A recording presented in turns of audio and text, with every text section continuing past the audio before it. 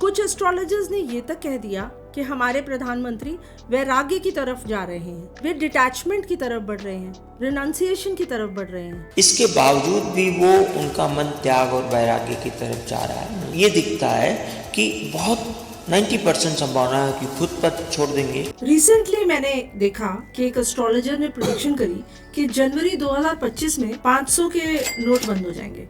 और जितने भी मैंने ये सारे के सारे कॉम्बिनेशन ट्राई किए हैं कि कब ये डिमोनेटाइजेशन हो सकते हैं, ये आधार मैंने इन 4 कुंडलियों को बनाकर ही लिया है। तो जो मेरे पास डेट निकल कर आती है वो है 4 जनवरी 2025, क्योंकि इस समय मरकरी चले जाएंगे अष्टम घर में, षड्यंत्रों के घर में। नोट बंद हुए? बिल्कुल नहीं। उसने आके दोबारा माफी मांगी? बिल्कुल नहीं। रिट्रीट किया उसने आके? नहीं। जितने भी हमारी एमिनेंट पर्सनालिटीज हैं उनका नाम इस्तेमाल करना शुरू कर दिया। ठीक बात है। फिल्म स्टार्स का नाम शुरू कर दिया। बिल्कुल बिल्कुल बिल्कुल। और उनकी प्रेडिक्शन शुरू कर दी कि ये कब मरेगा, कब डेथ होगी। दोनों में एक सिमिलरिटी है कि सलमान खान को जल्द ही एक बहुत बड़ी बीमारी डायग्नोज होने वाली है, और जब भी डायग्नोज होगी तो सलमान और शाहरुख का एक ही साल में डिवाइस है। कुछ ऐसे एस्ट्रोलॉजर्स हैं जो ये क्लेम करते हैं कि वो आपको करोड़पति बना देंगे। करोड़पति बनने का महा उपाय। अक्सर लोग मेरे को कमेंट करके ये पूछते हैं कि एक लग्जरी या पैसा आने के या करोड़पति बनने का एक कोई महा उपाय बताइए। तो मैं आपको बताना चाहूंगा, एक 24 साल का लड़का जी, जिसके पीछे पूरी दुनिया पागल है जी, कुछ तो बात होगी ना उसमें। बाबा बागेश्वर के लिए मेरी 2 भविष्यवाणी है। एक तो बहुत लंबी आयु है उनकी, 90 साल। दूसरी प्रेडिक्शन है कि वो गंभीर विवादों में फंसेंगे, वो कभी ना कभी बहुत बुरी तरह गंभीर विवादों में आएंगे। नमस्कार, मैं हूं संध्या और स्वागत है आप सभी का मेरे कार्यक्रम आपका सच में। 2025 मंगल का साल था। ये वो भारत है जहां हमारे प्रधानमंत्री ने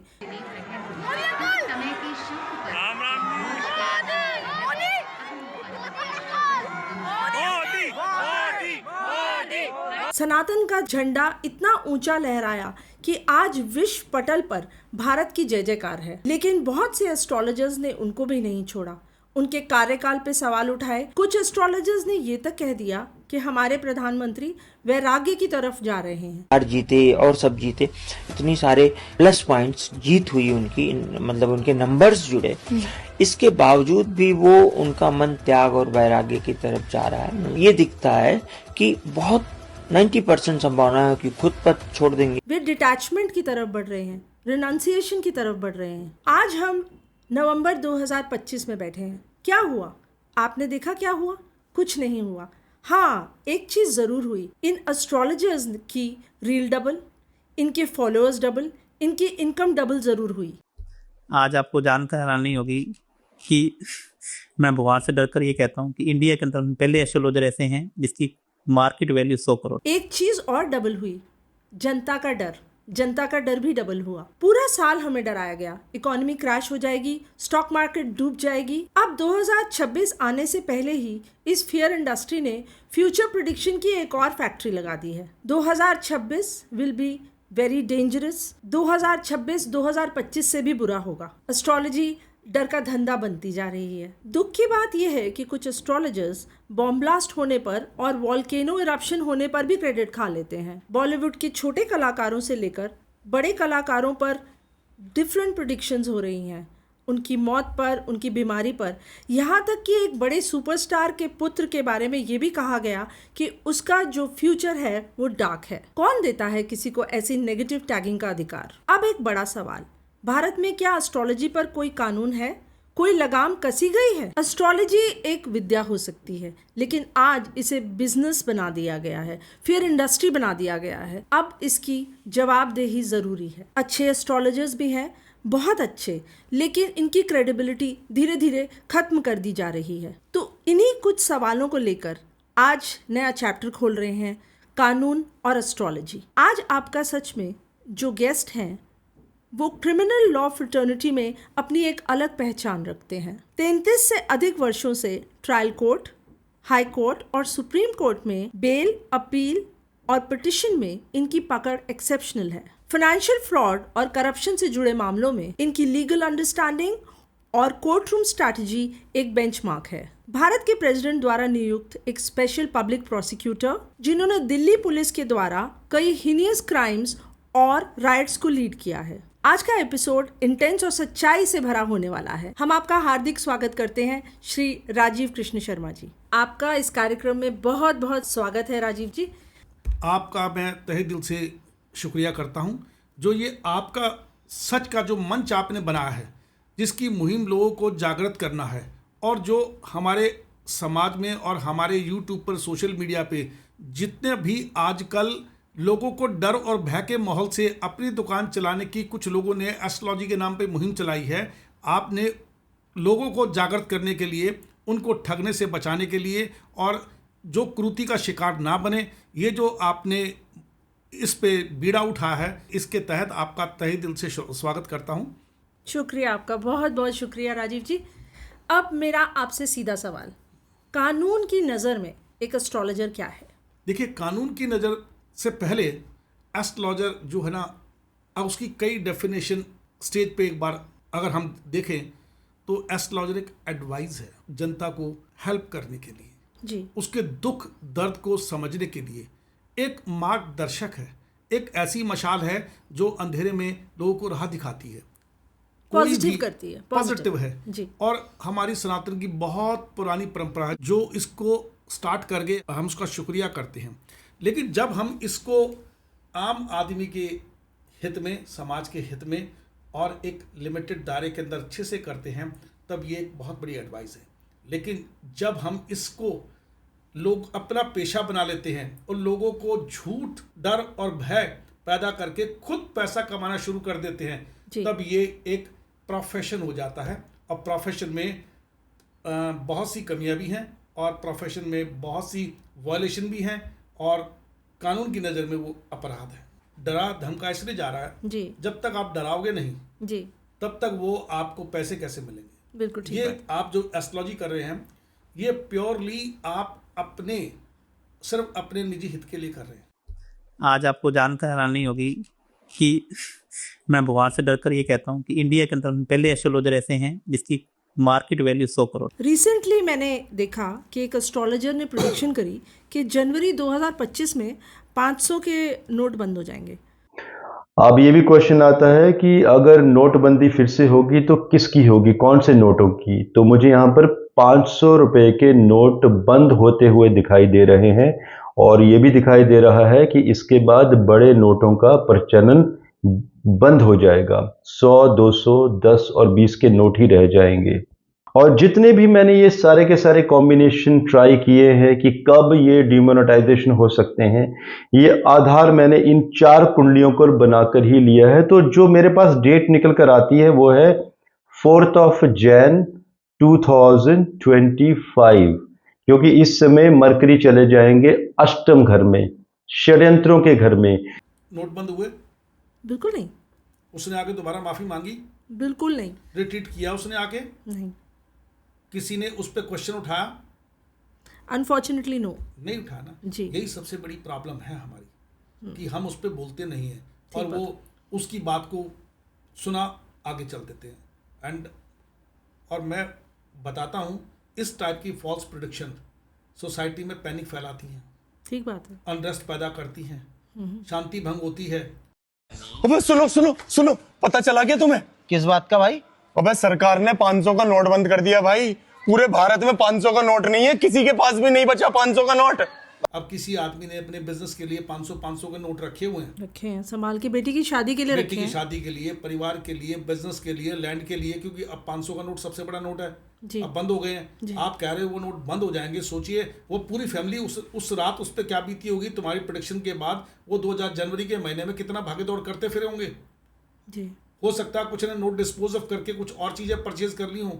ठीक बात है। मतलब आपने सोसाइटी में डिस्टर्बेंस पैदा की, पैनिक पैदा की। आपको 400, ये आपके खिलाफ 504, 505 सेक्शन आईपीसी का एप्लीकेबल है। अब भारतीय न्याय संहिता के तहत ये थोड़ा बदल गया है, लेकिन ये क्राइम है जो आपने किया है। और इस क्राइम के खिलाफ मैं चाहता हूं कि इस टाइप कोई ना कोई सामने आए और इनकी पुलिस रिपोर्ट करे। हमारी कोई एजेंसीज, बड़े बड़े ऑफिसर्स, आईपीएस, आईएएस, गवर्नर्स, मुख्यमंत्री जो सुन रहे हैं वो कम से कम उनका एक ऑर्डर लगना है, कम से जांच छानबीन तो करो भाई, तेरे पास ऐसी कौन सी वो टेक्नोलॉजी है, तूने बताई थी वो काम नहीं हुआ, अब बता इसका क्या करोगे। आज 1 साल होने को हुआ, 5 साल Who gave you the authority to say नहीं, this? और तुमको किसने बताया पैनिक करने के लिए, जी, किसने अथॉरिटी दी। एक एस्ट्रोलॉजर ने प्रिडिक्शन की है कि आने वाले समय में दिल्ली पे न्यूक्लियर बॉम्ब गिरेगा और 13 मुसलमानी देश भारत पर। मुझे इसकी एक भविष्यवाणी से बहुत डर है। कौन सी? वो है न्यूक्लियर बॉम्ब की, सब एटम बम गिरने की। ये भविष्यवाणी में उल्लेख है कब? कि दिल्ली में बम गिरेगा कब? इन्हीं 4 सालों के भीतर। Atom bomb. एटम बम तो दिल्ली तो ये खत्म हो जाएगी। ये भविष्यवाणी का है। हाँ। नहीं, लेकिन उसमें बहुत चीजें सुपरफिशियल हैं, जैसे कि 13 मुस्लिम देश आक्रमण करेंगे। इस पर आपका क्या कहना है? जेल भेज देना चाहिए ऐसे आदमी को तुरंत फुर्त। नेशनल इंटरेस्ट के अंदर, नेशनल सिक्योरिटी के तहत ऐसे आदमी पे मैं एजेंसीज को बोलता हूँ तुरंत कार्रवाई करें। और अगर हो जरूरत पड़े तो मैं कंप्लेंट बना के मैं दे सकता हूँ। 12 मुस्लिम देश, कोई भी नाम तो नहीं बताया उन्होंने, लेकिन हमारे आज की तारीख में जी, हमारे कंट्री के सभी मुस्लिम देश से बहुत अच्छे संबंध हैं। ये बात ठीक पहली है। बार ऐसा हुआ कि इंडिया ने अपने दबंगी से और हमारे जो यशस्वी effective, प्रधानमंत्री हमारे के जो जी, सबसे पहली बार इलेक्टेड, नॉट सेलेक्टेड, पहली बार हमारे प्राइम मिनिस्टर ऑलवेज सिलेक्टेड रहे हैं, पहली बार एक इलेक्टेड प्राइम मिनिस्टर एक द्वारा। प्राइम मिनिस्टर जनता के जो दिलों में राज करते हैं और एक दबंग है, बेहतरीन तरीके से उन्होंने पूरे मुस्लिम देश में संबंध बनाए।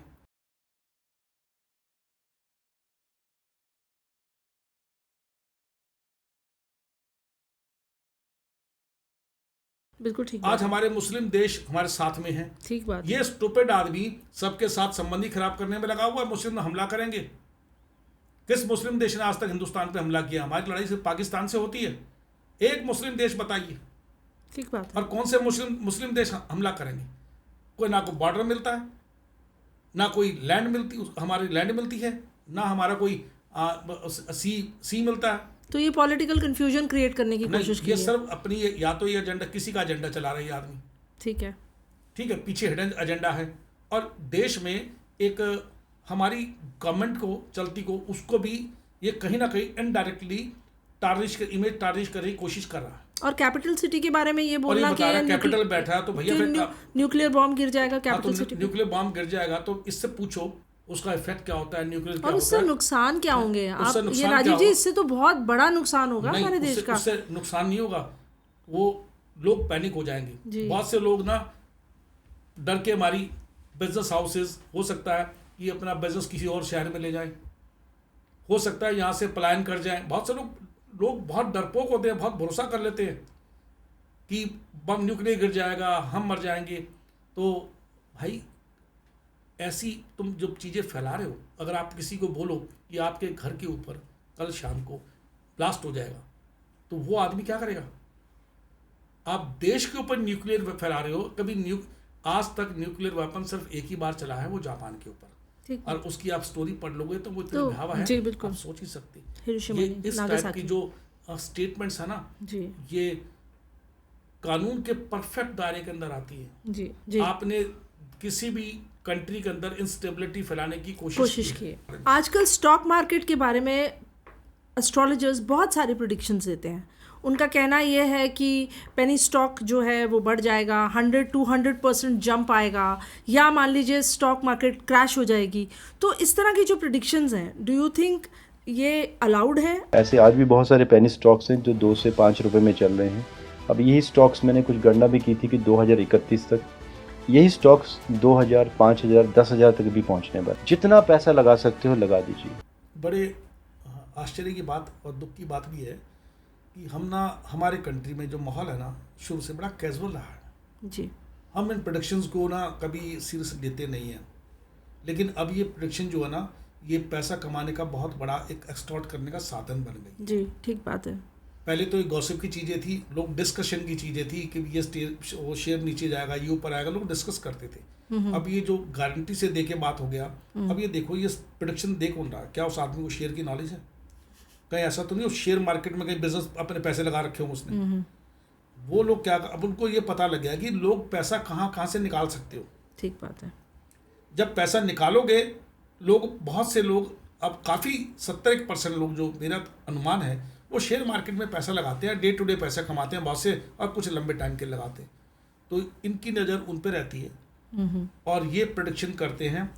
लोग फिर इनसे पूछेंगे कि हम गुरुजी कहाँ पैसा लगाएं, फिर ये पैसे को लिए उनसे पैसे लेंगे, फिर उनको गाइड करेंगे, जितना पैसा लगा सकते हो लगा दीजिए। और वो शेयर मार्केट जब बैठ जाएगी या नहीं आएगी, पैसे डूब जाएंगे, ये लोग भी गायब हो जाएंगे। शेयर चीटिंग, ये कॉमन आदमी के साथ प्रॉपर चीटिंग है। ठीक है। किसी भी, बेसिकली अब क्या हो गया, देखो, पहले लोग ना चीटिंग के तरीके डिफरेंट थे। चीटिंग में वो लोग क्या करते थे, किसी को सामान बेच दिया, किसी में धोखाधड़ी कर ली। लेकिन अब क्या है, ये चीटिंग लोगों को इंड्यूसमेंट करते हैं झूठी, और पहले से इनकी डिसऑनेस्टी होती है। इनको पता है कि इनके पास का सब कुछ नहीं है। ना तो ये सेबी में काम करते, ठीक बात है, बिल्कुल ठीक बात ना है। ये कोई IRS ऑफिसर है, ना ये इकोनॉमिस्ट हैं, ना ये कोई इंडस्ट्रियलिस्ट है जी, ना ये कोई, इनके पास कोई फाइनेंशियल को एनालिसिस करने की इनके पास कोई टीम है। ये बैठ के अपने पॉडकास्ट पे हुआ और अपने शाम को मीटिंग की, कहानी बताई और शुरू हो गए, और 200 आदमियों के पैसे आ गए तो उनकी दुकान चल पड़ी।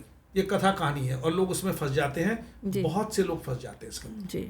तो अगर कोई कंप्लेन करना चाहे, मान लीजिए किसी को आप प्रॉमिस किया गया और वो कुछ शेयर खरीद लेता है इनके कहने पर, और कल वो नहीं बढ़ते या उसका बहुत बड़ा नुकसान हो जाता है मार्केट में, तो क्या ये केस बन सकता है उनके अगेंस्ट? पक्का केस बन सकता है, लेकिन उसके लिए आपको प्रिकॉशन पर थोड़ी सी आपको भी एफर्ट्स करने पड़ेंगे। स्मार्ट बनना पड़ेगा।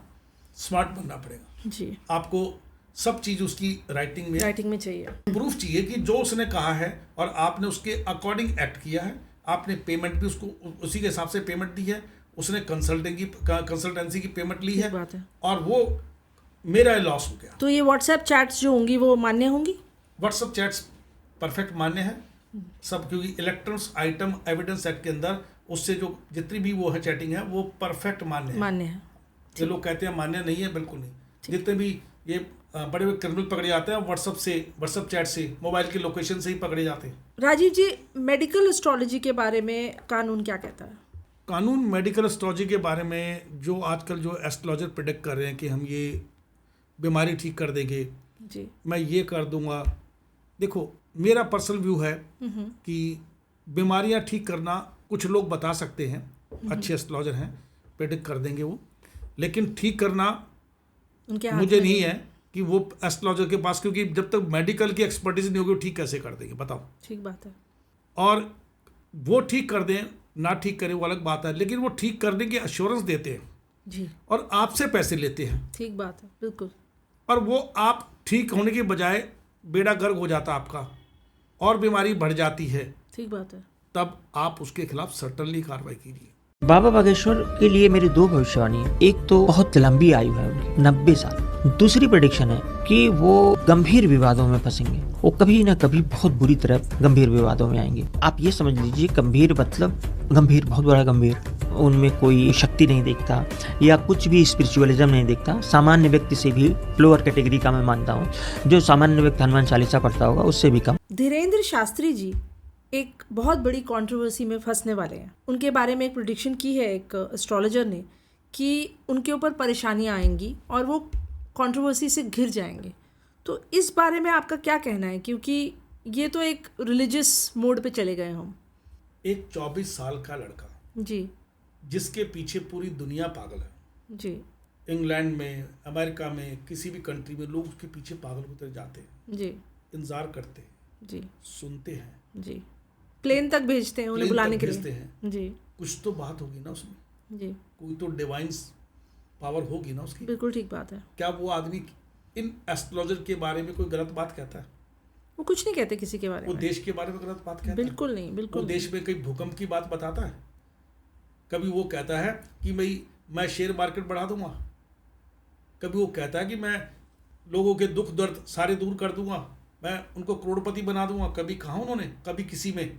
ये लोग उनके पीछे पड़े हैं कंट्रोवर्सी में। तो जिस दिन पब्लिक प्लेटफॉर्म पे आए थे तभी से इन लोगों ने कंट्रोवर्सी पैदा कर दी उनके लिए।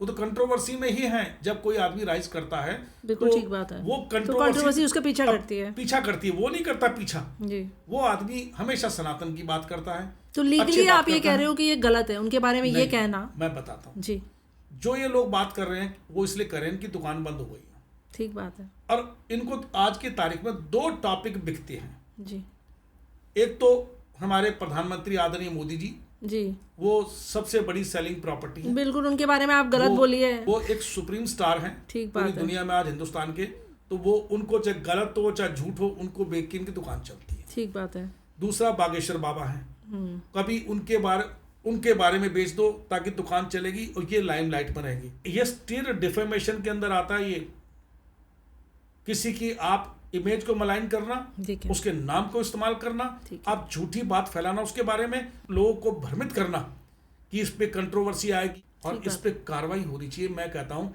बागेश्वर बाबा के जो कोई उनके डिसाइपल हैं, चेले हैं, जो उनके मानने वाले हैं, फॉलोअर हैं, उनको ही इसके अगेंस्ट आवाज उठानी चाहिए। उनको आप वो आहत होते हैं।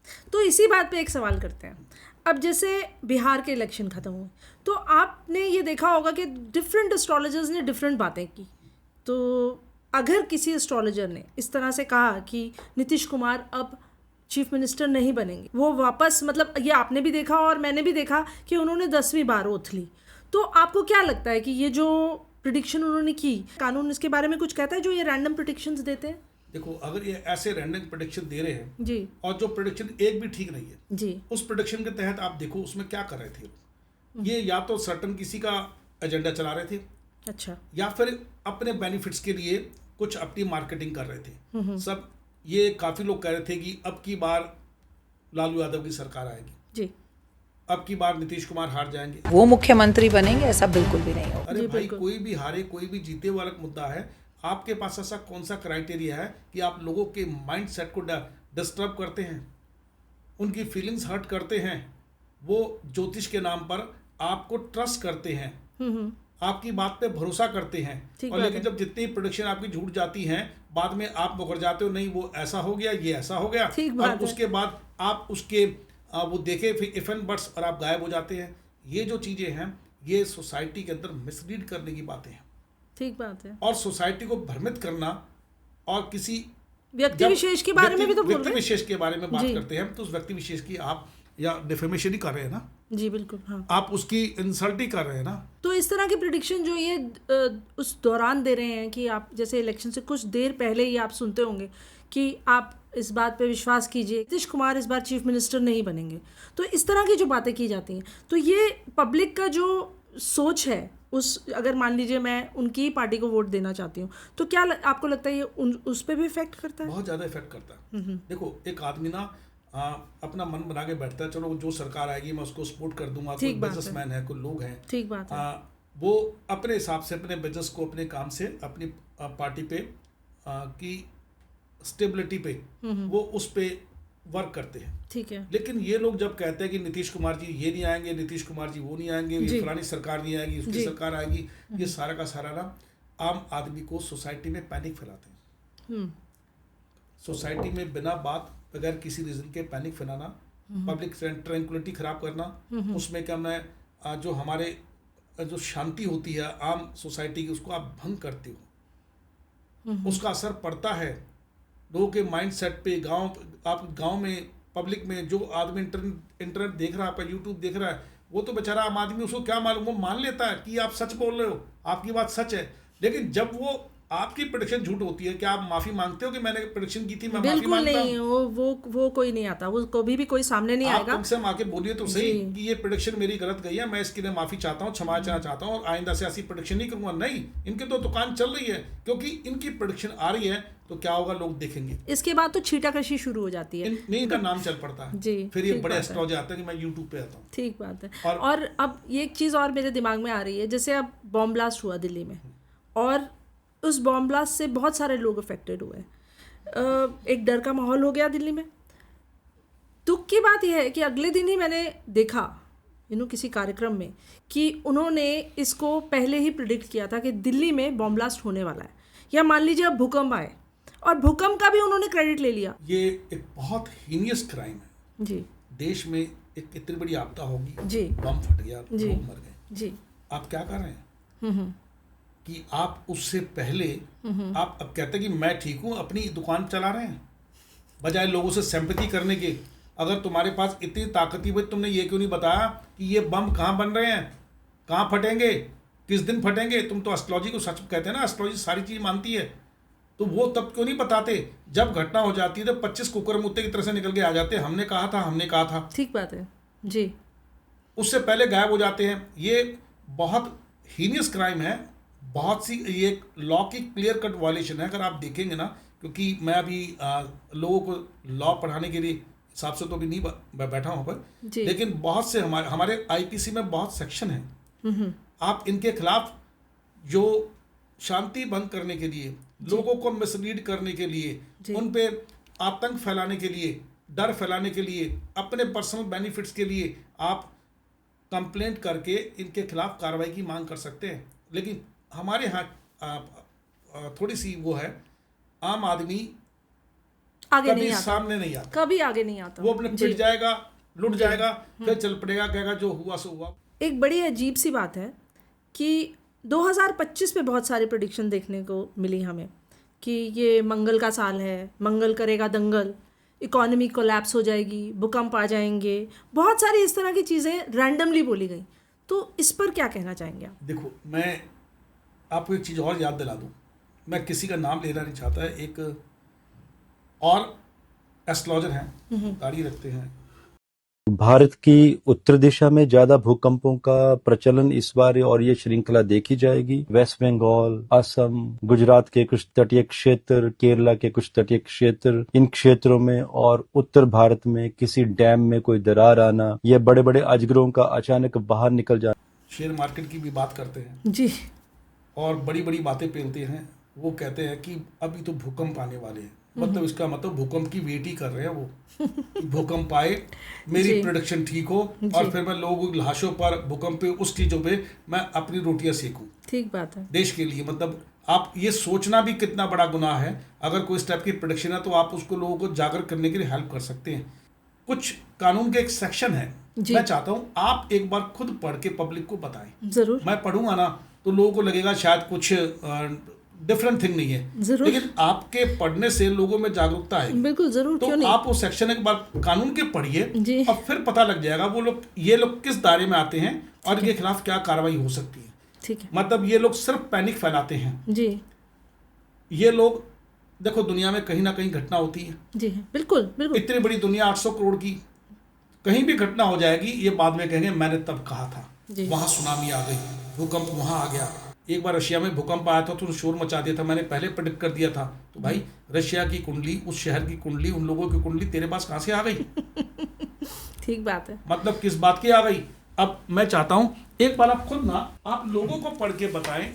ठीक है। Intentional insult with the intent to provoke breach of the peace, whoever intentionally insults and thereby gives provocation to any person intending or knowing it to be likely that such provocation will cause him to break the public peace or to commit any other offence shall be punished with imprisonment of either description for a term which may extend to 2 years or fine or with both। जी, आप देखिए public tranquillity में ये side disturb कर रहे हैं जी, कि भूकंप आ जाएगा, सुनामी आ जाएगी, ये हो जाएगा, वो हो जाएगा। आम आदमी सुबह से शाम तक अपना काम जा रहा है। ठीक बात है। ठीक है, अगर भूकंप नहीं आएंगे तो अब ये नहीं बताएंगे भूकंप कब आएंगे। भूकंप कहते हैं 30 तक आ जाएंगे, 26 तक आएंगे, 28 तक आएंगे। अरे भाई, कभी ना कभी कोई ना कोई मुल्क में त्रासदी होती रहती है, घटनाएं होती रहती हैं किसी लेवल पर भी।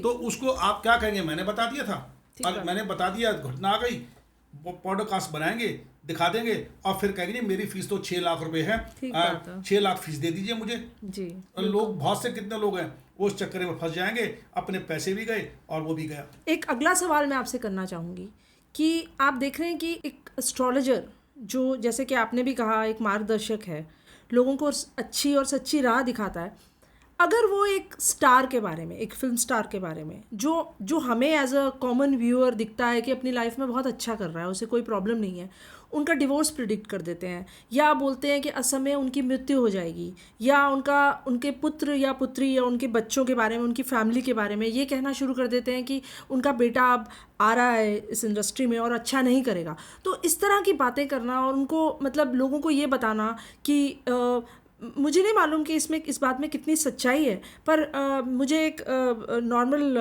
जो मुझे फीडबैक्स मिलते हैं अपने प्रोग्राम में, उन्होंने मुझे ये कहा कि जब तक ऐसा एस्ट्रोलॉजर नहीं करेंगे तो हमें एक्चुअली सच्चाई का पता कैसे चलेगा।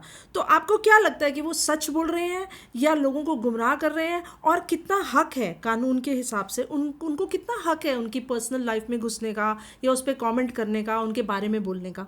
चाहे लीगल प्रोफेशन हो, चाहे एस्ट्रोलॉजी हो, और भी प्रोफेशन हो, चाहे अकाउंटेंसी हो, हर एक मॉरल एथिक्स होता है, उसमें एथिक्स भी पढ़ाए जाते हैं जी।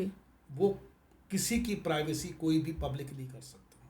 ठीक बात है। अगर वो आपके पास कोई प्रोडिक्शन, पहली बात तो आपके पास इसकी कुंडली लेके कौन आया, ठीक बात है। आपके साथ किसी ने चर्चा किसने करी, उसका कोई प्रूफ नहीं है। दूसरी बात, आप किसी की शादी होती नहीं उससे पहले डाइवोर्स कहते थे, डाइवोर्स हो जाएगा। अरे भाई भले आदमी हो, ये तो देखो आपने अपनी प्रोडिक्शन की थी, आप आज बुढ़ापे में आके ये पॉडकास्ट से आपको पैसे मिल रहे हैं, उससे पहले आपको कौन जानता था? अपनी प्रोडिक्शन तो आपसे होती नहीं। कहता है फिर दूसरी बात, जब किसी की डेथ के बारे में, किसी के डाइवोर्स के बारे में, इट्स अ डिफेमेशन है, डिफेमेशन है। आप उस पर मानहानि का मुकदमा ठोकिए, लिखिए उसके ऊपर, कानून में एक्शन लीजिए। प्रॉब्लम यह है कि जिन स्टार के बारे में बता रहे हैं ये, उन स्टार के जो बच्चे ग्रो कर रहे हैं, एक के बारे में बता रहे हैं कि 43 साल एज है। अरे भाई उसका कैरियर स्टार्ट नहीं हुआ, उसको बाद में पिक्चरें कौन देगा? तुम्हारी बात मान लेंगे, ये तो 43 में मर जाएगा, तो तुम्हारे तो पैसे फंस जाएंगे, तो उस बच्चे का तो कैरियर चौपट कर दिया तुमने। तो ये आपको नहीं लगता ये न्यूज़ में रहने के लिए या सेंसेशन फैलाने के लिए ये टोटल सेंसेशन है जी। अगर कोई सेलिब्रिटी अगर पहुंच गया तो वो अपने पैसे देता है जी, इनको फॉलो करता है और इनकी दुकान चल पड़ती है उसकी वजह से, एक की बस वजह ये से। बात तो बिल्कुल सच है। और ये फिर लोगों को चीट करते हैं। डॉक्टर कितनी फीस लेता है मैक्सिमम? आपको बड़े से बड़ा डॉक्टर हिंदुस्तान पूरी दुनिया में 20,000 25,000। इंडिया में अगर देखो तो 20,000 25,000 पर कंसल्टेंसी लेते हैं डॉक्टर, 50,000 लेते हैं, कोई बड़े डॉक्टर लाख भी हो जाएंगे, ठीक बात पर कोई डॉक्टर 6 लाख रुपए नहीं लेगा। ये बात बिल्कुल ठीक है, बिल्कुल ठीक है। ये फ्यूचर की अश्योरेंस देते हैं जी, घटना हो चाहे ना हो, किसी का समय बदले ना बदले, मतलब ऐसा शो करते हैं। चित्रगुप्त की मतलब कि ये डिपार्टमेंट से चित्रगुप्त ने इनको ही अपॉइंट किया गया, भाई मेरी किताब ले जा और पढ़ के लोगों का प्रेडिक्ट कर दे। ठीक बात। और लोग, सबसे बड़ी बात है कि जब आप कोई चीज़ देख रहे होते हैं ना, और इस सिनेमा पे या किसी फोटोग्राफी पे, टीवी पे, अपने मोबाइल पे, तो आप उसके पीछे की चीज़ें आम आदमी नहीं देखता। जो सामने दिखाया जा रहा है बस वही वो सामने देखता ना, उस पर ट्रस्ट कर लेता है। बिल्कुल। और वो ट्रस्ट करके ना वो इनको, ये अपने आप को तो फिर गुरुजी बन जाते हैं। स्वयं कहते हैं कि लोग मेरे पास आए, कहा गुरुजी, भैया किसने गुरुजी कहा तेरे को? हर दूसरा आदमी गुरुजी है। ठीक बात है। तो इसके ऊपर मैं चाहता हूँ कि हमारी गवर्नमेंट को, पब्लिक को, मीडिया को सख्त एक्शन लेने की जरूरत है। हमारे कानून में कोई कमी नहीं है। मेरे कोर्ट केस में बताता हूँ। एक आदमी था, उसमें उसकी वारंट कट गए जी। वारंट कटने के बाद मैं कोर्ट में पेश हुआ, जब यंग होता था मैं काफ़ी, तो जज साहब को मैंने कहा सर ये बड़ा अच्छी वो एस्ट्रोलॉजी जानते हैं और ये कहते हैं कि मैं आत्मा को भी ना किसी के शरीर में घुसा सकता हूँ, बड़ा सेंट है, बड़ा ये है, इसके वारंट कटे। जज साहब ने बड़ी अच्छी बात कही, कहते ये बता दो अभी कि मैं तेरे को जेल भेजूंगा या नहीं भेजूंगा शाम को 4 बजे तक का टाइम। ठीक बात है। उतनी देर में बिलीव नहीं करोगे साथ में कि वो हालत हो गई, वो कोर्ट में उकड़ू बैठकर हाथ जोड़ के माफी मांगने लगा। कुछ ऐसे एस्ट्रोलॉजर्स हैं जो ये क्लेम करते हैं कि वो आपको करोड़पति बना देंगे। करोड़पति बनने का महा उपाय। अक्सर लोग मेरे को कमेंट करके ये पूछते हैं कि एक लग्जरी या पैसा आने के या करोड़पति बनने का एक कोई महा उपाय बताइए, तो हम आपको बताना चाहूंगा। और ये भी कहते हैं कि हम खुद करोड़पति बने हैं और आपको भी बना देंगे। कुछ ऐसे एस्ट्रोलॉजर्स हैं जो आपको रातों रात अमीर बनने के दावे करते हैं कि हम आपको अमीर बना देंगे, आपके घर में धन वर्षा हो जाएगी। तो इस तरह के जो क्लेम्स करते हैं, उन एस्ट्रोलॉजर्स के बारे में आपका क्या कहना है? उनसे पूछो भाई, मैं ठीक है, मैं करोड़पति बना दीजिए जी, लेकिन करोड़पति बनने के लिए करना क्या पड़ेगा? पहले तो आप मकान दुकान बिकवा देंगे, ठीक बात है, फिर कहेंगे करोड़पति बन जा, जो रयासा है वो भी लूट ले जाएंगे। और लोग इसी झांसे में फंस जाते हैं कि आपको ये उपाय कीजिए, ये कीजिए, ये ऐसा होगा वैसा होगा तब काम होंगे, और उनकी दुकान चलती रहती है। हाँ, करोड़पति बन गए ना, वो करोड़पति स्वयं बन गए हैं, अपने परिवार को बना लिया, उन्होंने गाड़ी ले ली, मकान ले लिया, पूरा फाइनेंशियल फ्रॉड के अंदर आता है। फाइनेंशियल फ्रॉड नहीं, इट इज़ अ चीटिंग। और जो लोगों को कहते हैं कि तुम्हारा ये काम ये करो, नहीं करोगे तो तुम्हारा बुरा हो जाएगा, इट इज़ एक्सटॉर्शन। ओके वो आपके दिमाग में डर पैदा कर रहे हैं। आप डरोगे नहीं तो पैसे कैसे निकालेंगे? ठीक बात है। तो इस तरह के भी हम लोगों को जानते हैं, ऐसे एस्ट्रोलॉजर्स हैं जो अपने आप को कहते हैं मैं न्यूमरोलॉजिस्ट हूँ, आपके मोबाइल का नंबर चेंज कर दूंगा तो आपकी किस्मत बदल जाएगी। एक बात बताओ जी ये जितने भी लड़के जो लोग आ रहे हैं ना, यंग यंग से लड़के हैं, जी आप उनकी बात सुनो। कहते भैया मोबाइल का नंबर चेंज करने से किस्मत तेरी क्या बदलेगी? अगले की फूट जाएगी, जिसके सारे कॉन्टैक्ट्स हैं, ठीक जितना बात बिजनेस है, है ठीक बात वो है। वो चौपट हो जाएगा। जी और जब उसका मोबाइल ठीक चल रहा है, लोग ठीक चल रहे हैं, कॉन्टैक्ट ठीक चल रहा है, तो कैसे बदल देगा भैया? लोग इसी चक्कर में फंसते हैं, न्यूमरोलॉजी कर लो, नाम बदल लो, ये बदल लो। देखो ये जो एक कुछ साइंस है, ये विद्या है, लेकिन बहुत कम लोग जानते हैं उनको। एस्ट्रोलॉजर्स अपने क्लाइंट को इस तरह से डराते हैं कि मंगल दोष है, 7.5 है या कोई महादशा है जिसके लिए वो पूजा करवाएंगे और काफ़ी सारा हेफ्टी अमाउंट चार्ज करते हैं इन सब चीज़ों के लिए। तो आपका इस पे क्या कहना है? 100% चीटिंग, एक्सटॉर्शन के दायरे में इन पे कार्रवाई हो सकती है। 100% चीटिंग के अंदर हमारी आईपीसी के अंदर, पेनल कोड के अंदर बहुत अच्छी डेफिनेशन दी है। जब कोई आदमी फॉल्सली, फ्रॉडुलेंटली आपको इंड्यूस करता है, जी आपको फॉल्स प्रॉमिस करता है, ही और अवश्य ही फंसा हुआ पैसा गारंटी से निकलेगा, गारंटी है मेरी, गारंटी। किसी चीज के ये होने की, और उसके बाद वो आपसे उस इंड्यूसमेंट के तहत आपसे पैसे लेता है, मॉनेटरी बेनिफिट होता है और आपको नुकसान पहुंचाता है, फाइनेंशियल लॉसेस पहुंचाता है। ओके वो चीटिंग की परफेक्ट डेफिनेशन के अंदर आता है। ऐसे आदमी पे चीटिंग के तहत आप कंप्लेंट करो, आप पूरे अपने सबूत दीजिए, कार्रवाई कीजिए। ओके दूसरा, जब किसी को आप डर के कहते हो जी कि ये ऐसा करने से ऐसा होगा, आप पे मंगल दोष है, आपके ऊपर कोई मृत्यु हो जाएगी, आपकी मृत्यु family हो में। जाएगी, आपका एक्सीडेंट हो जाएगा, वो जब चीजें बताता है तो वो it is a dignified extortion. Okay extortion के तरीके बदल गए हैं। पहले एक्सटॉर्शन होता था, किसी को गन पॉइंट पे उठा लिया, किसी को बात। फोर्सिबली कर लिया, बिल्कुल, बिल्कुल, लेकिन अब किसी के माइंड पर अटैक करके, उसके अंदर फियर पैदा करके, उसके अंदर टेरर पैदा करके कि तुम्हारा बुरा हो जाएगा, तो मेंटली टॉर्चर कर रहे हैं। मेंटली टॉर्चर के उसमें मेंटली टॉर्चर के साथ साथ फाइनेंशियली बेनिफिट हो रहा है। हाँ बिल्कुल। और आपको पता है ऐसा कुछ नहीं होगा, तुम्हारे पास ऐसा कोई चीज नहीं है कि तुम सब कुछ ठीक कर दोगे, तुम सबको करोड़पति बना दोगे या उसका भाग्य बदल दोगे। जी हमारे एक लीजेंड है के.एन. राव साहब। जी बिल्कुल। जितने भी ज्योतिषी मैंने देखा वो सब के.एन. राव साहब का नाम लेते हैं, मेरे गुरु हैं। जी के.एन. राव साहब ने कभी नहीं कहा ये मेरे चेले हैं, ठीक बात है। आज तक के.एन. राव साहब ने कभी नहीं कहा तुम 6-6 लाख रुपए, 10-10 लाख रुपए लेके को झूठ बोल के उनको चीट करो।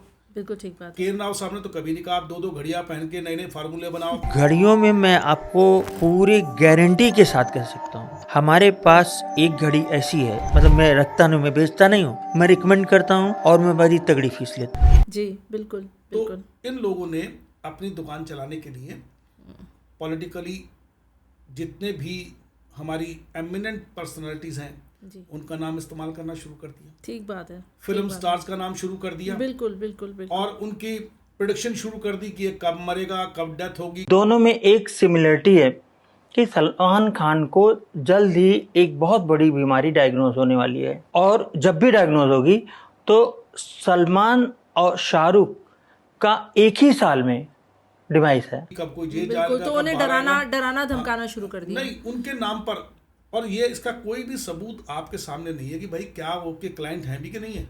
और मुझे तो एक बात बहुत अचंभित करती है कि अगर आप ये चीज़ देखें और इस पे ध्यान लगाएं और समझें कि इन सब फिल्म स्टार्स के बारे में जो इतने आराम से या कॉन्फिडेंटली ये सब एस्ट्रोलॉजर्स बात करते हैं, क्या उनका जन्म का समय और उनकी कुंडली इनके पास मौजूद है? देखिए, जब उनसे पूछो ना तभी इसके बारे में कुछ नहीं बताते। ये सिर्फ ये बताते कि ये फलाना आदमी ने मुझसे संपर्क किया था जी, मैंने उसके बारे में बताया था। ठीक। कभी जिस आदमी के बारे में बात करते हैं जी। तो क्या उस आदमी ने बताया कि मैंने फलाने एस्ट्रोलॉजर से संपर्क किया था? वो कभी नहीं बताएगा, ना कभी भी नहीं बोलेंगे। कभी बात आएगी। और जितने भी एस्ट्रोलॉजर हैं वो सिर्फ कहेंगे मैंने ऐसा कर दिया, मैंने ऐसा कर दिया। वो सिर्फ अपनी दुकान, अपना बिजनेस बढ़ाने के लिए बिल्कुल ठीक बात है। सारी जितने भी लोगों को मिसलीड करते हैं और वो कहते हैं कि लोग मुझ पर ट्रस्ट करें। मैं एक बड़ी सी बात बताता हूँ। जी मैंने देखा है, एक बहुत एमिनेंट एस्ट्रोलॉजर अपने आप को कहते हैं अभी पेशे से अपने आप को इंजीनियर भी बताते हैं, बहुत अच्छा। अच्छी बात है। अच्छा, संडे के दिन आते हैं, लोग भी इनका इंतजार करते हैं, मैं भी सुनता हूँ, ठीक बात है। सुबह उठता हूँ, चाय पीता हूँ, सुनता हूँ मैं। जी, उन्होंने कमला हैरिस को जितवा दिया, उन्होंने कांग्रेस की सरकार कई स्टेट में बनवा दी, उन्होंने अभी ये वाली बिहार के इलेक्शन के रिजल्ट भी डिक्लेयर कर दिए, और बाद में एक ही प्रेडिक्शन ठीक नहीं उनकी। आज की चर्चा से एक बात तो साफ हो गई कि गलत एस्ट्रोलॉजी नहीं, गलत वो डर फैलाने वाले लोग हैं। भारत में ज्योतिष एक परंपरा है। हम ज्योतिष विद्या के अगेंस्ट बिल्कुल भी नहीं हैं। हम उन लोगों के खिलाफ हैं जो समाज में अपना उल्लू सीधा करने के लिए भ्रम फैला रहे हैं। आपके सच से आपका सच आपको जागरूक करने के लिए। सच तो यह है कि डर ने एक बिजनेस का रूप ले लिया है। बड़ी फीस और झूठे वादों ने एस्ट्रोलॉजी का रंग रूप ही बदल दिया है। ज्ञान, सहारा और समझ देने वाली ज्योतिष अब डर से लोगों को कंट्रोल करने लगी है। राजीव जी, आपका शुक्रिया। आपका एक बार फिर से धन्यवाद, आपने बुलाया और इस चर्चा में भाग लेने का मौका दिया। Thank you. Thank you. और आप सबका भी धन्यवाद कि आप इस सच की कुर्सी पे सच सुनने आए। आपका सच में। मिलते हैं एक नए एपिसोड में आपका सच में। नमस्कार।